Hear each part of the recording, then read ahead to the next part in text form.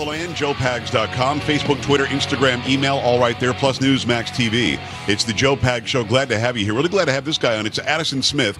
He is from campusreform.org, a website I go to every day. These great young journalists are putting the legacy media to shame each and every day. Great stories. You've got to go check them out. Campusreform.org. Addison, how are you? I'm doing well. Thank you for having me. Yeah, really glad to have you on today. Thanks. You're at Liberty University, right? That's correct. So it is not controversial at all that you have an American flag behind you. Not at all. No, sir. People seem to love it. Yeah, I've got one behind me too. So good. We're in line there. We're kindred spirits that way. Let me start with what I always start with. Liberty University, I know, is a conservative university, so you all have your heads on straight. But still, I'm sure there's a lot of talk in the hallways about this impeachment inquiry, this witch hunt, and so on. What are you hearing there? Are people generally speaking supporting the president? So the majority of the students at Liberty are very conservative. We aren't usually met with, too many horrible opinions or things like that, things that we usually disagree with. Yeah. So it is predominantly conservative. But what I find as far as impeachment talk on campus is there's not a lot of questions about, is it true or is it not true? Usually the conversation is more so about how ridiculous it is that that the Democratic Party is acting the way they are, in which, there's clearly no evidence. They've been doing this for, they tried to impeach Donald Trump a little over 17 minutes after he took office. They said, okay, now it's time to impeach. And so just seeing that the ridiculousness of this, it's clearly a witch hunt. So the talk on Liberty is more so just kind of about how ridiculous it is more than anything. Good. And it sounds like they've got their heads on straight. I mean, they waited 17 minutes. Did they really?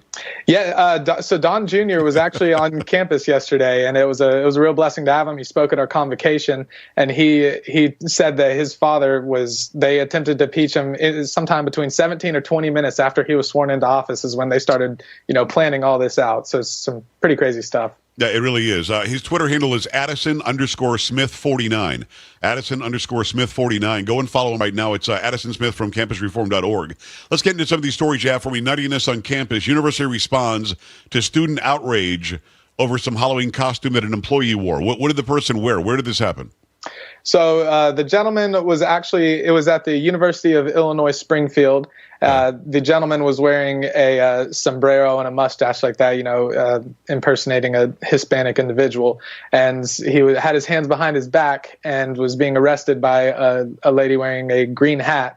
And so the response from the students was, obviously, what else are they going to cry other than racism? One of the students said that they were deeply affected by this. And my guess is that if throwing on a sombrero and a mustache deeply affects your life, you may have a bigger issue going on that you can think of. Well, a couple of things are important here. First of all, the sombrero and mustache, I guess, would represent a Mexican.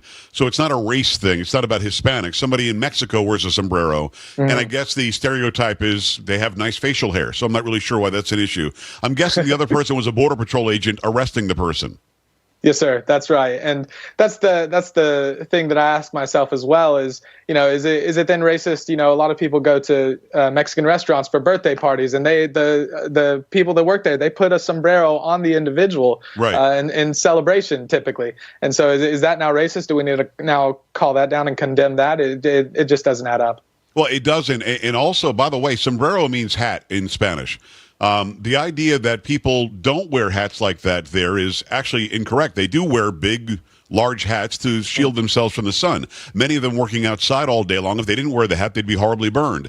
And again, facial hair is not an ethnic or a race thing. Now, obviously, the visual they're giving is one person is from Mexico, one person is arresting them coming across the border illegally. It's Halloween. You're supposed to sort of make satire out of, maybe you're going to be Batman. I mean, are you not allowed to be Batman? Are bats offended?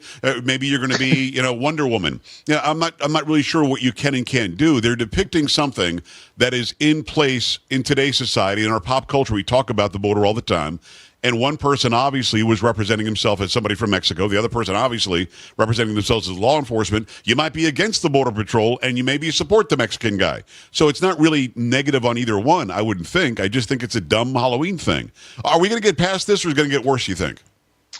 I've seen a pattern of it being worse. I can recall a time when a costume was just that, a costume. I can recall a time where, walking outside and putting on a costume, for Halloween especially, it didn't mean anything beyond, taking part in the activities like everyone else. But now apparently somehow out of the blue, all of a sudden this became, a big racial thing that someone would dare walk out in a sombrero. Kind of nuts. It really is. It is Addison Smith. Go follow him right now at Addison_Smith49 on Twitter. Leftist student admits to tearing down a very controversial poster, I guess, or several of them. Where did this happen? So this happened at the University of Stanford. Ben Shapiro was set to speak there, and the left had responded by saying that they didn't feel safe in this environment. They answered by saying that he was a threat to them being there, and so what they did. That's a really good question. They felt that, one of the remarks that they said is they put up these posters for this silent rally in which they were basically saying hate has no place on our campus, and we are not protesting because we are, too sensitive to hear opinions that we don't like. We are protesting because we are strong enough to protect ourselves. And, I was like, no, you're protesting opinions you don't like, so you're a little bit sensitive. Well, what is he saying that's so hateful? What does he represent that's hateful? I've listened to Ben many times. I've watched his videos; they're very good. His speeches are incredible. Mm-hmm. What is he saying that's hateful? Well, they just to kind of give you a preface of the poster that they put up a poster with a pesticide bottle that had his face on it, and it said "Ben be gone." And so the same party that's screaming tolerance and love is putting an Orthodox Jew on a pesticide bottle, implying that he needs to be exterminated. Wow! And so this says a lot about the hypocrisy on the left. And they issued an apology, but this was just kind of lip service because they didn't apologize to Ben. In fact, they doubled down on Ben. And to get to your point about, what he has apparently said that's so terrible is they said that we condemn his unwavering Islamophobia and his unwavering anti-Semitism. Now, forget the Islamophobia. That doesn't even deserve to be talked about in the same sentence in which you liken an Orthodox Jew. He's an anti-Semite? Anti-Semite? Like what blue is covered? Keeping kosher? I don't understand. I mean, the guy wears a yarmulke everywhere he goes. I'm not sure I understand. How on earth can you find anything that he's ever said to be, well, first of all, he's not an Islamophobe. He's actually given true numbers on Islam, true numbers on radical Islamic terrorism, and he's been real about it, and he's actually quoting fact. He's never said, I hate Muslims or anything. So that doesn't make any sense. But when you tell a Jew that he's somehow anti-Semitic, that's nuts.